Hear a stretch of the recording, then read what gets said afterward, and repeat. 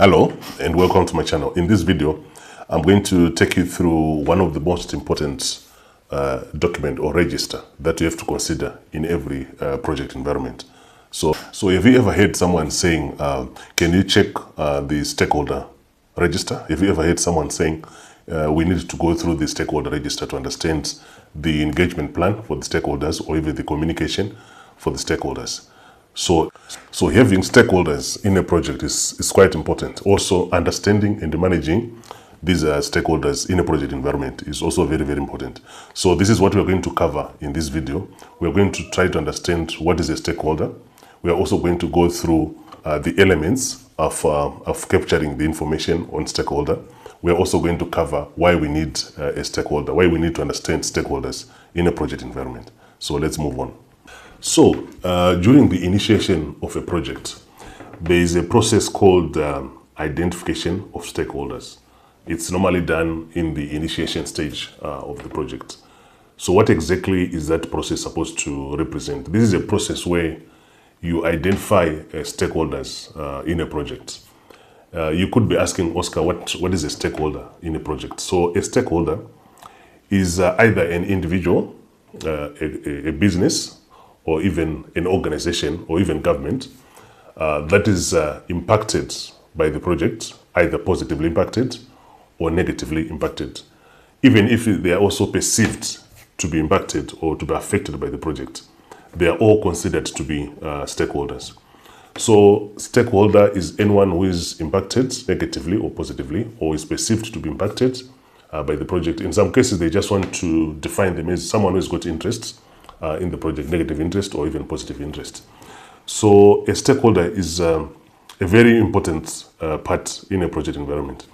If you want to understand and also appreciate what is a stakeholder in a project environment, I've also created a full video on stakeholder management. You can also watch it on my channel. I'll also leave a link in the description below. So stakeholder management in a project environment is very, very important. But you cannot start by managing stakeholders before identifying them. So the first process is to identify the stakeholders in the project. So that is done through the initiation stage of a project.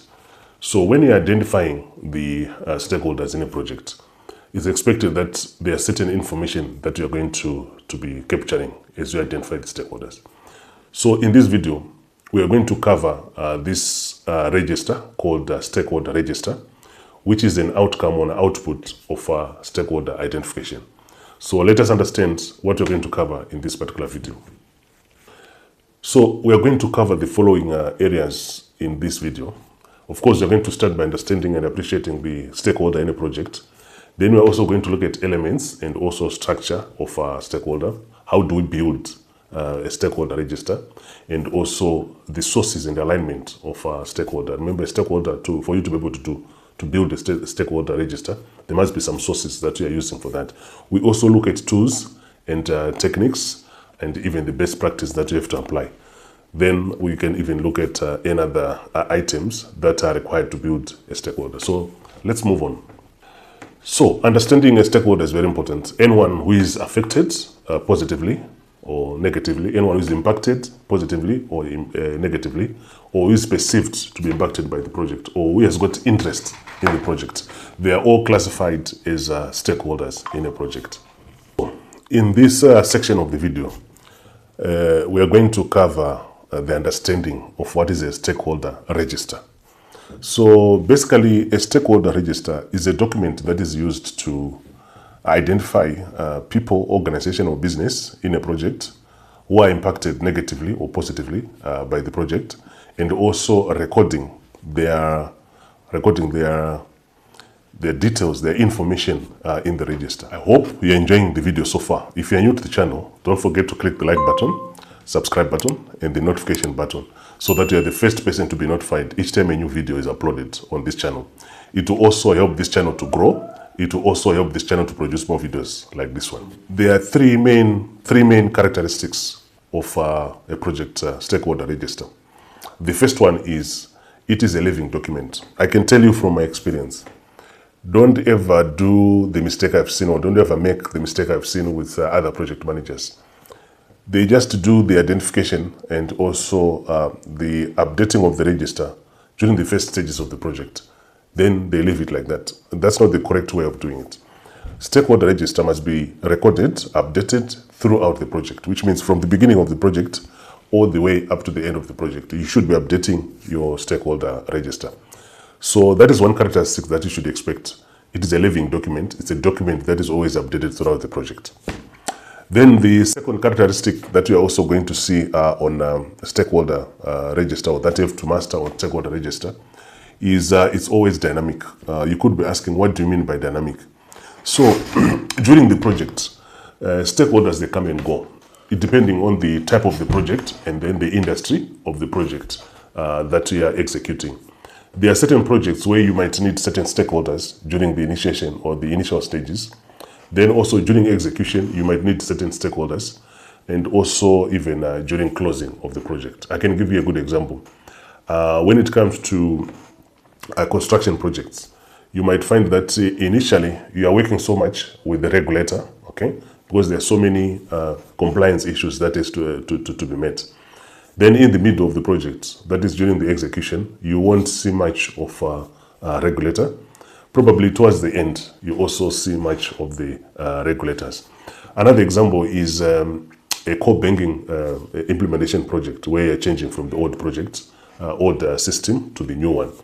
And in this particular instance, you'll find in terms of business analysts, you need them, even functional users, you need them during the first stages of the project.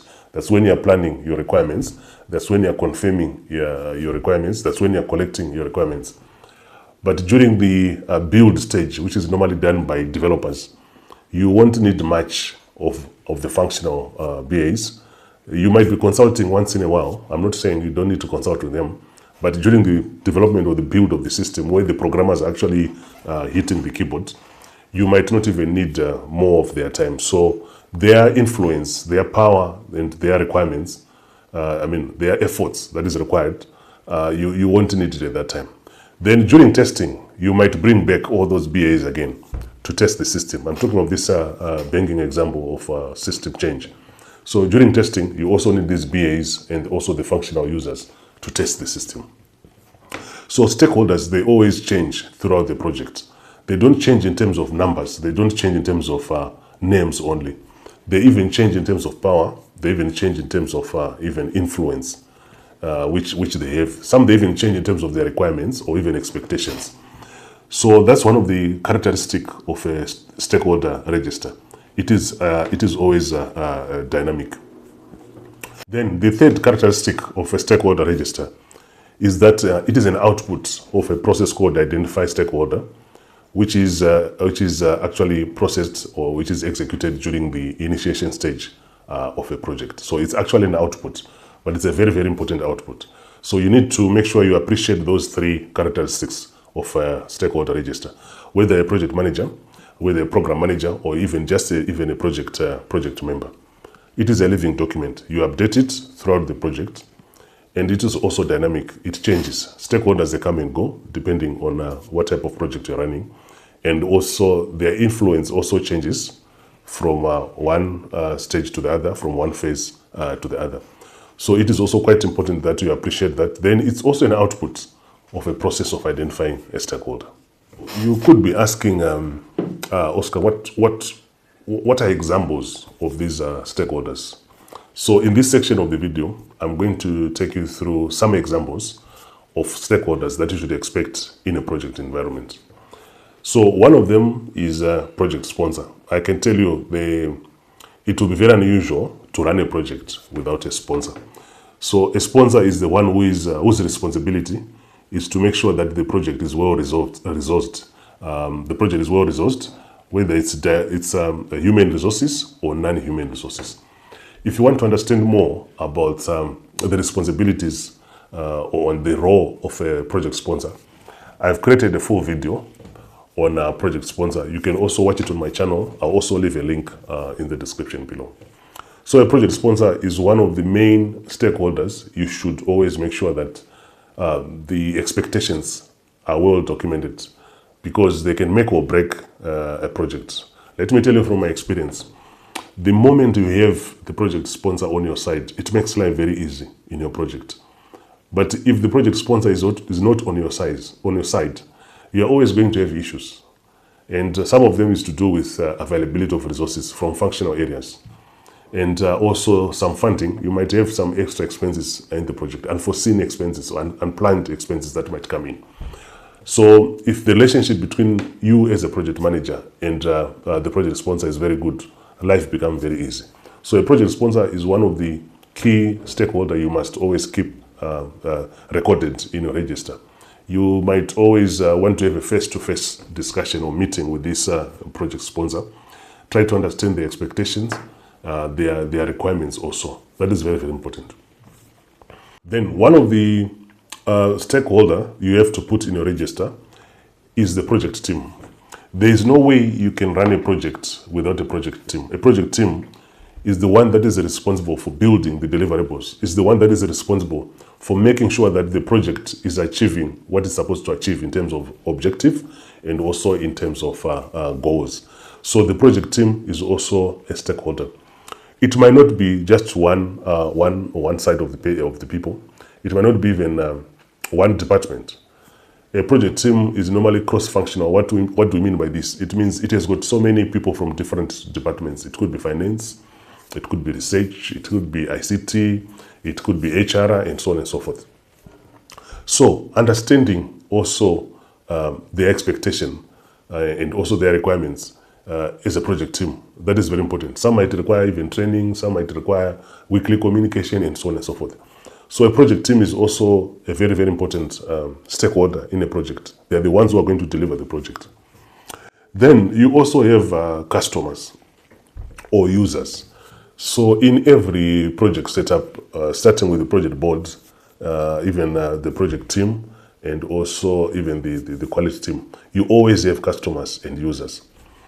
Who are customers? Customers are the end beneficiaries of the project. They are the ones who are going to use whatever is going to come out of the project, whether it's going to be a result, they're going to use that result, whether it's going to be a product, they're going to use that product, whether it's going to be a service, they're going to use that service. So customers and users must be recorded in the stakeholder register. That is also very, very important to consider. Then, before you execute any project, you will always have some interaction with senior management. Senior management are the ones who are going to determine how the project is going to be run. So they are also part of the stakeholders that you have to consider in a project environment. Then you also have suppliers and vendors. They are also very, very important to consider. And then even the regulatory authority, whether it's city council, it's government, and so on and so forth.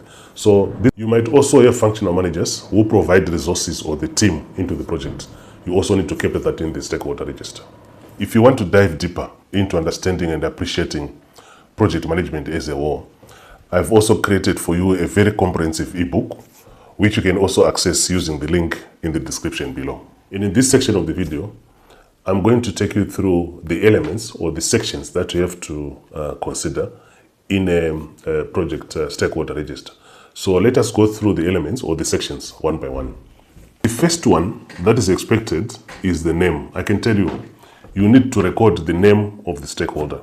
You need to identify them. I understand there could be some cases where you are not even aware of the name, individual names. It is also best to use the organizational name at that point. So you put your names there. That is very important. For example, you might say it's marketing department. You might even say external auditor, or even you can put actual names like Oscar and so on. So the second element is the position or the role. So in a position, what we mean is what is the role of that project stakeholder in the project. For example, you might have a quality assurance specialist. You might also have a Scrum Master or even a testing lead or testing manager. So the role or the position of the stakeholder must be also recorded in the stakeholder register. Then it also comes to contact information. How are you going to communicate with the stakeholder? So this is also very, very important. For example, you might want to communicate with the stakeholder using a phone. You might want to use an email or even physical address. So contact information is very, very important. And I can tell you that is why it's recommended, and I also used it in my project, that some of this personal information, you have to limit access to them. You know, some personal information must not be divulged to so many people. So just make sure that information like contact information, phone number, address, and so on and so forth, they are well protected according to the compliance of the project. Don't allow each and everyone to pick all this information. Otherwise, it might cause unnecessary commotion in the project. Then, the fourth one that we have to look at is requirements. You must have some high-level needs for the project and product, high-level needs for the stakeholder. So each and every stakeholder, they might have different needs in a project. Someone might say, we want a weekly report, as an example. Someone will say monthly report. Rarely do you find someone saying daily. Then some might even say, we need some budget approval. There are so many requirements that might come from them. They might not be related so much into the actual project deliverables, but you find there are also requirements which they are requiring the project to be communicated to be engaged in as stakeholders. So that has to be also recorded. Then we have expectations. This is quite broad. So most stakeholders, they have certain expectations in a project.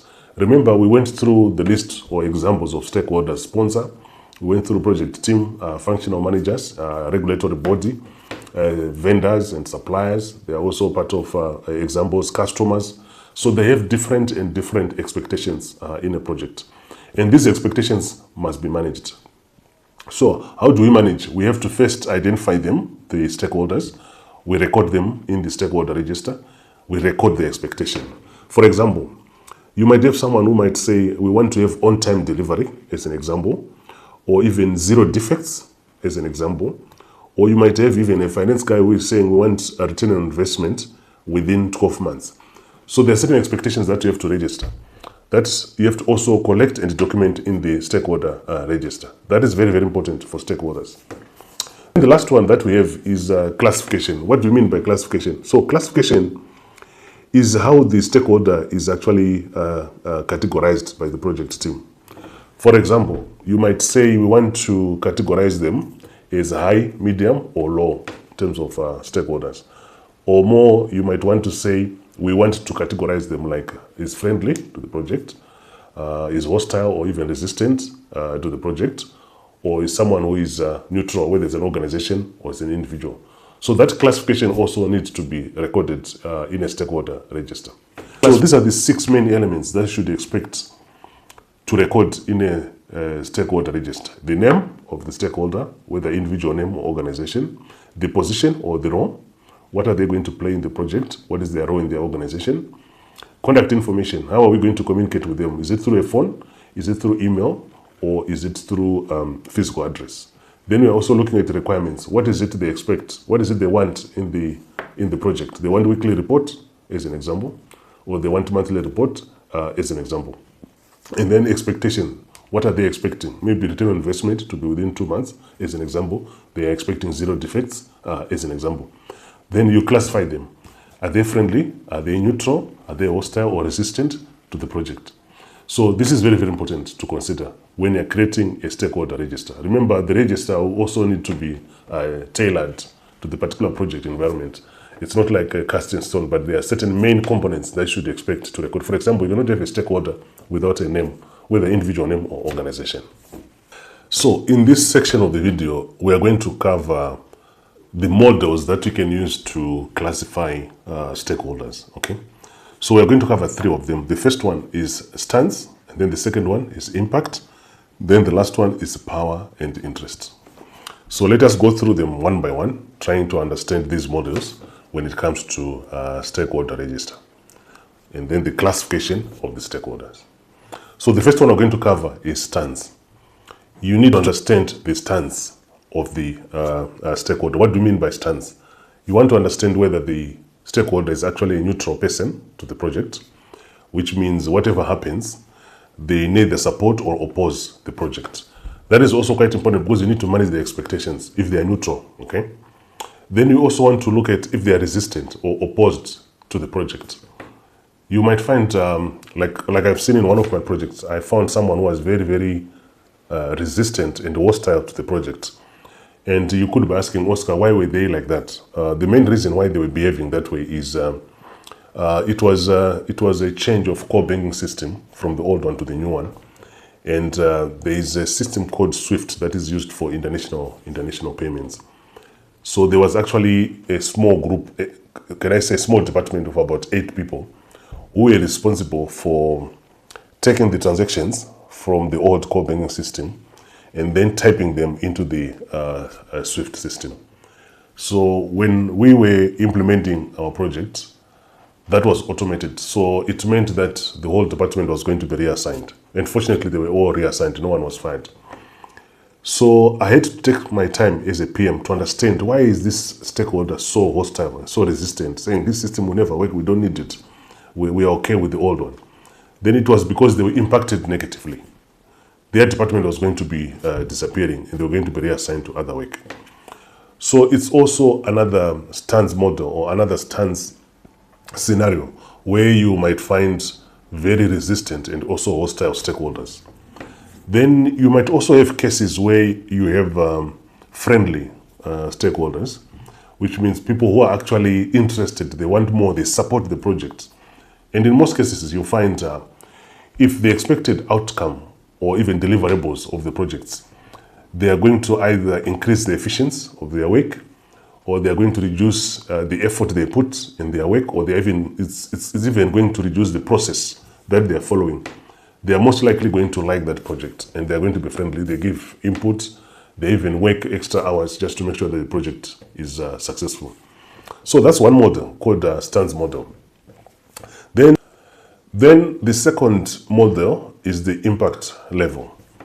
I can tell you stakeholders, they have different impacts in a project.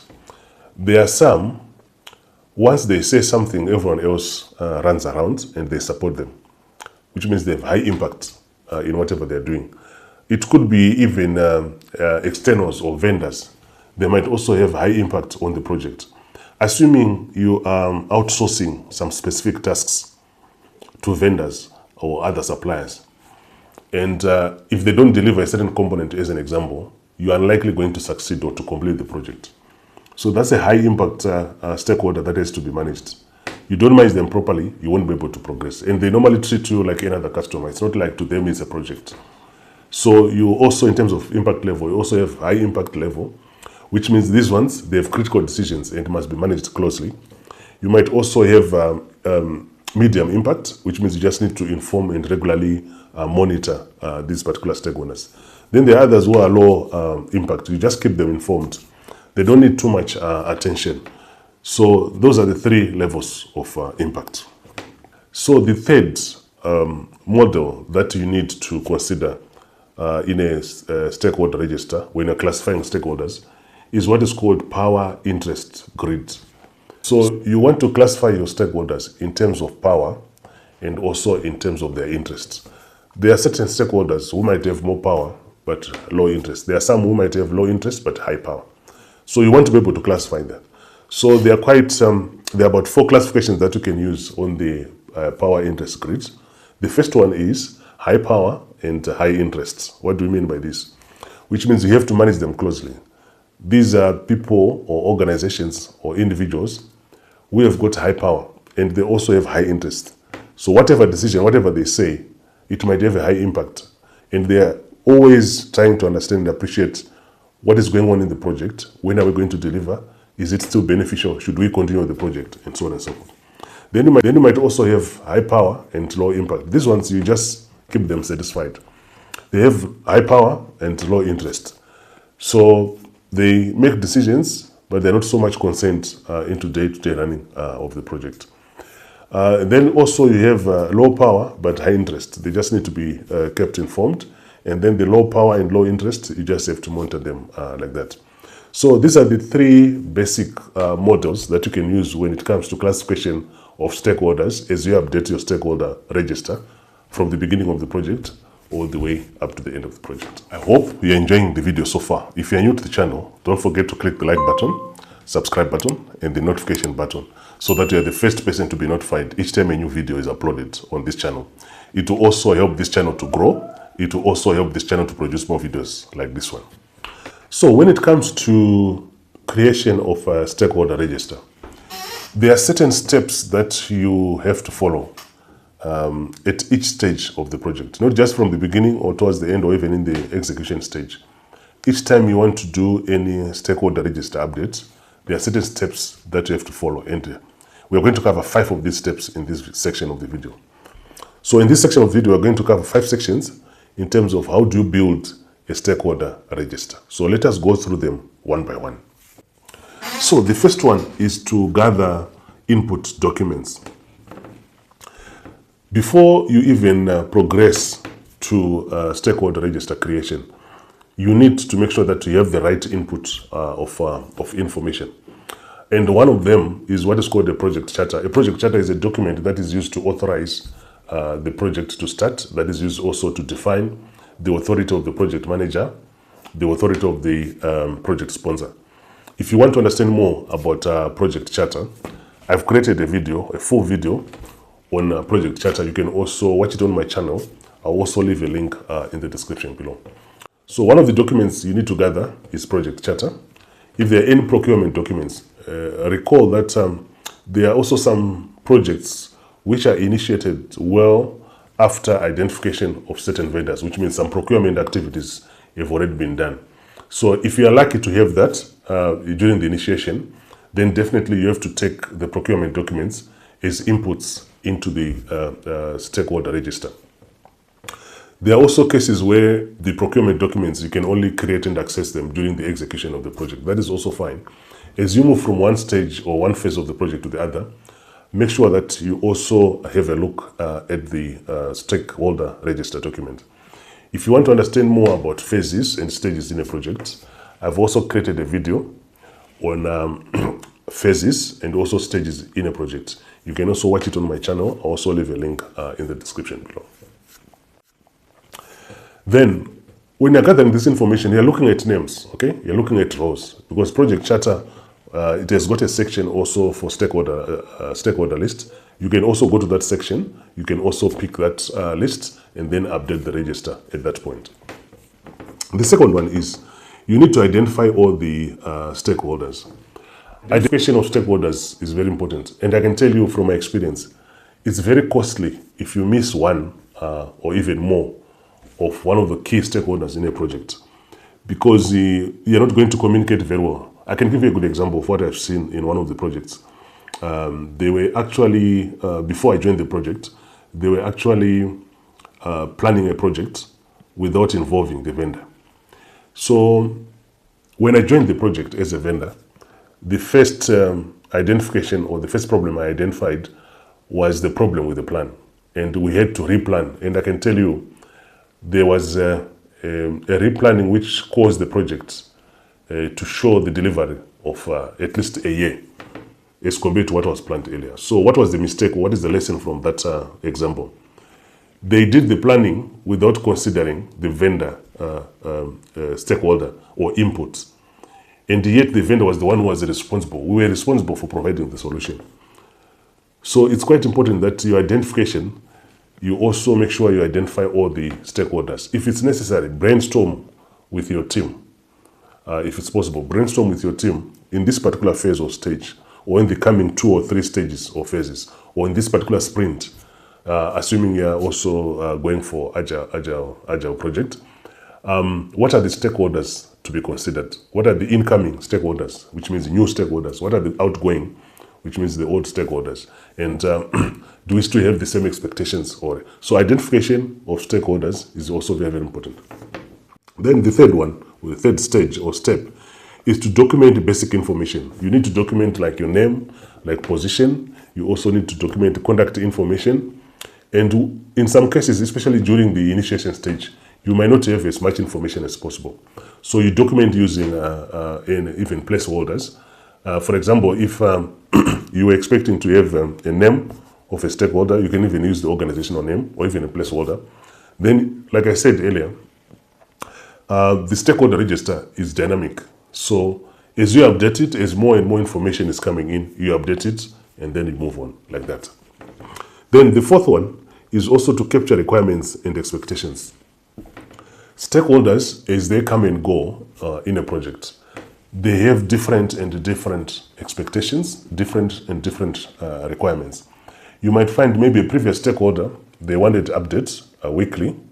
They are now outgoing. The incoming stakeholder, they want it maybe after every month or six months, depending on the type of project. Then also in terms of the expectations, maybe the previous stakeholder was saying they can tolerate around 10% of defects. Maybe the incoming one is saying the tolerance for defects is 0, which means they're expecting 0 defects. So expectations, they also change. So as you go through the steps of creating or updating or amending the stakeholder register, always make sure that you are capturing the right requirements from the stakeholders. You're also updating requirements and expectations from the stakeholders. Then the last one is the classification. You know, like I said earlier, stakeholder process is dynamic. Stakeholder register is also dynamic. So what do you mean by that? You might find during the first or the early stages of the project, there are certain stakeholders who are hostile to the project. Probably the objectives and the goals of the project were not clearly explained to them. But as you move into planning or execution of the project, they might become friendly. The reverse is also true. You might have some stakeholders who are very friendly initially, then later on they become also hostile. So they also change. So as you update and amend your stakeholder, you have to make sure that you're also updating the stakeholder classification where it's necessary. There are some who might be consistent throughout the project. There are some who might be changing depending on the phase of the project. That also has to be updated. So these are the 6 steps that you have to follow when you are creating or updating a stakeholder register. You gather the information, you identify all the stakeholders, you document basic information like name and role, you also capture requirements and expectations, and then you also classify and review the classification of all the stakeholders in a project environment. So in this section, we are going to cover the information flow when it comes to stakeholder register. What are the inputs you expect, and then what do you feed into? We want to call them outputs for now. So in terms of inputs, stakeholder register, you need your project charter. Project charter is going to authorize the project. It's also going to give authority to the project manager and also to the project sponsor. It's also going to document at high level. Project charter is always high level. In terms of deliverables into the project, it's also going to document in terms of stakeholder list. You're going to have a stakeholder list in the project charter, and also the milestones that you should expect, even the resources in terms of financial and non-financials. You also have them there. So you also have procurement documents, which means the documents that were used to bring in external service. You don't normally have procurement documents if something that is internal project, but if something that is external, you normally see agreements or even contracts in procurement. If you want to understand more about contracts that you might find in a project, I've also created a video on project contracts, 3 types of them. You can also watch it on my channel, or you can also use the link in the description below. So these are the 2 main expected inputs when you're creating a stakeholder register. You have your project charter, and also you have your procurement documents. So after creating the stakeholder register, it's expected to feed into specific other processes and also other outcomes. So we are going to cover them one by one. I'm not going to go into detail. I'm going to create individual videos for these particular items. All right. So the first output is requirement documentation. It's expected to feed into that, because in terms of stakeholder requirements, you can also pick from the stakeholder register. Then you create your requirements document. You also have the quality management plan. Stakeholders, they might different expectations and requirements. It could be on it could be on quality, and so on and so forth. You can also have communication management. How are you going to communicate with them? Because remember, you have captured their contact details. You also need to capture that. Risk management planning. There are also certain expectations or requirements from the stakeholders. You want to classify them as different risks. And then also, obviously, the register that you're going to have. And then stakeholder engagement plan. This is a plan as to how are you going to engage them. Is it something that is going to be weekly? But remember, stakeholder engagement, it has to be done all the way from the beginning of the project up to the end of the project. So these are some of the outputs, or these are some of the additional documents that are fed from the project stakeholder register. So, stakeholder register, it cannot exist in isolation. There are certain alignment documents that it must be aligned to, and there are three of them. The first, it must be aligned to the project charter, okay, which gives the roles and responsibility. It must also align with stakeholder analysis matrix, where you also extend the register. You map stakeholders according to plan, power, interest, and also influence. Then you also have the stakeholder engagement plan. It must be aligned to these three documents: project charter, project analysis matrix, stakeholder analysis matrix, and also to their stakeholder engagement plan. So in this section of the video, we are going to cover how do we adapt or how do we tailor the stakeholder register for a specific project environment. So let's go through that one by one. Small projects where everyone knows each other's role, we merge position and role into a single column to reduce redundancy. And also eliminate for internal projects. Small internal projects may not need position, role, or even contact information if team is co-located and well known to each other. Then we also have to manage confidentiality. The stakeholder register may contain sensitive data. Consider who can access it and how to handle the neutral classification diplomatically, or even the hostile ones. Then you also need to integrate the analysis matrix. For complex projects, embedded stakeholder analysis matrix information directly into the register to have all data in one place. So you have to embed it into the register. Then also schedule regular reviews. Plan register reviews at project milestones or phase gates. Phase gates is just when you move from one phase to the other. And also stakeholder dynamics, they always change. So what was true at kickoff may not hold later. So that is also very important. Then use digital tools where it's applicable. Tools like Microsoft Excel, Smartsheet, or even PM software, Jira, Microsoft Project, or even Project Nidus. I'll leave a link in the description below. Can automate updates and also track changes over time effectively. So a stakeholder register must be tailored based on the project needs, based on the project type, and also based also on the industry of the project. That is very, very important to consider. So in any project environment, there are certain or there are common mistakes that you find. And it's not always common mistakes when it comes to planning or common mistakes when it comes to resourcing. There are also common mistakes when it comes to stakeholder register. And in this section of the video, we're going to cover the 5 common mistakes that you normally find in most of these stakeholder registers.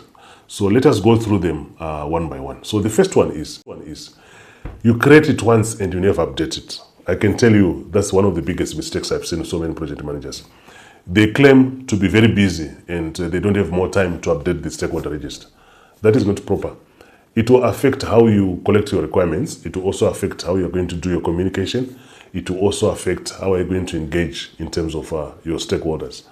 So always be updating the stakeholder register from the beginning all the way up to the end of the project. Don't do it once and then forget about it. That's one mistake. Then the second mistake is to include only internal stakeholders, or even to include not so key in stakeholders, if I can use that word. There are certain stakeholders you're going to have in the project. They are not normally key. Then there are others who are also key. So don't ever make a mistake or avoid this mistake of thinking that stakeholders is only the internal stakeholders that you have to consider in your register. You want also to consider external stakeholders. I can give you a good example. Assuming you are constructing a building which requires certain compliances to be met, and they can only be approved, and for you get a permit to proceed with construction. Imagine you've not considered the regulator as a stakeholder and you proceed with the project, most likely you are going to have serious issues because it won't be approved, it won't have some permits, assuming you've left out one of those permits. So it's also very important to avoid only focusing more on internal stakeholders. You focus on all the stakeholders that are affected or that are impacted by the project, or they are perceived to be impacted by the project. Then the second mistake is to keep the stakeholder register at high level. Remember, stakeholder register, you're also capturing requirements of the stakeholders. You're also even capturing expectations of the stakeholders. So if you keep it too much at a high level without understanding more in terms of their requirements and also in terms of their expectations, some of their requirements or expectations, they might even have constraints, which means you might not be able to meet them. So if you keep them at a high level, you might not understand the other details that you need. So I'll give you a good example. For example, vague entries like management are not actionable. If you are saying the expectation is management, how do you action on that? You need to identify specific individuals and their roles in a project. So don't keep it too much at high level to say just a stakeholder management, a stakeholder vendor, and so on and so forth. That makes it very vague and very difficult to manage. So don't avoid that mistake of having that kind of high level. Then the fourth one is confusing requirements with expectations. Okay, requirements by definition is what they need, deliverables or reports. That's an example. So don't always confuse requirements and expectations. You also have expectations as to what they assume will happen. For example, they expect you to have 0 defects. They expect you to have a return on investment within 12 months. Okay, so most project managers or project members, when they are creating or they're updating a stakeholder register, they always make this mistake. It's a common mistake that you should always avoid. Don't always equate requirements to stakeholders. These are two different domains altogether. Requirements, you're looking at what they need. And then on expectation, you're looking at what they assume to happen. So be able to differentiate the two. Don't put them in one column. You should always one column or one row for requirements and then another row for expectations. Then the last one is, I've seen this one with some of my projects, with other project managers from the client side. They always try not to classify or skipping the classification process. Don't ever do that. Make sure you're using the 3 classification models, either stance, friendly, neutral, or even hostile or resistant. Then you're also using the impact level in terms of classification. You're also using the power interest grid in terms of classification. So one of the common mistakes you find is skipping the classification process. Don't do that. Every stakeholder should be classified. I can tell you from my experience, once you're able to classify these stakeholders, it becomes very easy in terms of engagement, in terms of information, in terms of who to go to when there's a big issue, who to go to when there's a serious issue in the project, who to go to when you want to celebrate something in the project. So don't ever make a mistake of not classifying your stakeholders, which is part of Stakeholder Register. We have a section to classify your stakeholders, depending on whether they have power, they have influence, they have interest, and also if they're friendly or they are resistant or they're neutral in the project environment. So in this section of the video, I'm going to take you through now a real-world example so that at least you can appreciate and understand what it takes or how a stakeholder register looks like. So let us go through that example to appreciate and also understand exactly how does a stakeholder register look like. So in this particular example, we are looking at a mid-sized company that is implementing a new ERP system. And we are going to look at the simple stakeholder register that you should expect. So the first one is the sponsor. Sponsor, the role is executive sponsor. Okay, the name is sponsor. Remember, in a stakeholder register, if you're not sure of the names, you can also use titles. You can also use the organizational name. So in this case, we're using CEO or sponsor, who is the executive sponsor. And the requirement, example requirement, is they want monthly return on investments, return on investment reports. They also want board level dashboards. Then the expectation is system should be live in the first quarter and it should be under $500,000 budget. And the classification is a friendly, okay, is high and also friendly, which means the sponsor is supporting the project. Then you also have the CFO, which is a Chief Financial Officer, and the role is also financial approver. They're going to approve the finances in case you want to acquire any resources in the project. And also in terms of requirements, they want accurate financial reporting and also audit trail from the project. So it's one of their interests also. And then expectations, they're expecting 0 accounting errors during transition, which means when you finish the project, you want to hand it over to operation. That transition period, they want 0 accounting errors and is neutral at that point. Then you also have IT director, some they want to call it ICT director, and their role is the tech lead, and their requirements is technical specs, integration documents, and test sign-offs. Then the expectation is minimum disruption to infrastructure, which means they don't want your project to affect the current infrastructure. And in most cases, they are also friendly. Then you also have the sales manager. Their key role is a key user as a salesperson. And the requirements, remember this is a CRM example we are going through. They want integration and also sales reporting. The expectation from the sales manager is also training to complete 2 weeks before go live. So that's one of the expectations. And then in terms of compliance officer is one of the stakeholders, the role is just a regulator. They want to make sure that they're doing things the right way, either according to the processes in the organization or even the law, the country's laws that you have to follow. Then their requirements is GDPR, of course, compliance documents for information, individual information like contact information. Then data flow maps also, that is what they expect, they require in that. Then also the expectation is a full regulatory approval before launch. Normally, my experience with compliance team is they always try to help you or to help the project not to break the law, okay? So you must comply fully with regulatory approval before the launch. And in most cases, they are neutral. They don't fight so much in the project. Then the end users probably might have a number, say 10 or 20 or even 30 or even 50. These are the system users. That is their role. And their requirements is they want an easy-to-use interface, and also they want training materials to be supplied to them.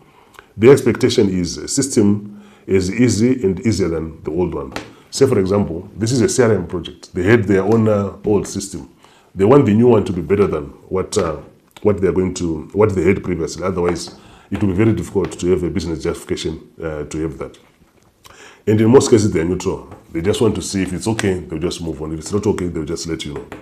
So this is one of the examples that you should expect. This is one of the examples you can see as a stakeholder register. You can also tailor it according to the project and also according to the industry of the project. Let us look at the key takeaways from this video. So the first one is a stakeholder register identifies people, organizations that are impacted by the project and documents the key information about each of them. And also it has 6 core elements: name, position or role, and then contact information, requirements, expectations, and also classification.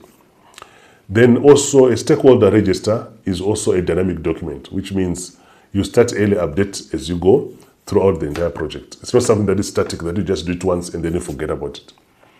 It also receives input from project charter and also from procurement documents, and it feeds into 6 other downstream plans like your requirements document, your communication plan, your quality plan, your risk, and so on and so forth.